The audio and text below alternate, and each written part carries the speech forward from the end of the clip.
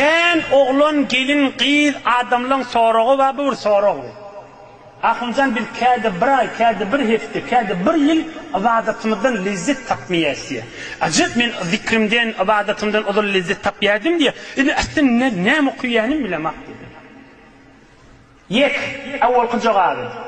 Evvelena şayet bir günahden olsun. Bila beter bolsa bola amalı katı muhimda. O hem ne etmeli? O hem günahkar. Bu dikkat bir ay falan günahdendir. Hep Huday taraftan son hakkını veriliysen. Kan estağfurullah. Yoksa da özün vücudun mene inşallah görünüp duran etmişin yok diyensin. Ol Huday Teala taraftan şayet de imtihan olsun.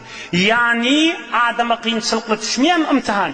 Hudayın imtihanı ve Müslümanın kâde ibadetinin lezzetini ayırıyor. Bay koy mene namı kıyıp duranı da bilemek deyip ibadetin ekberiyene mi ya ekberiyene mi?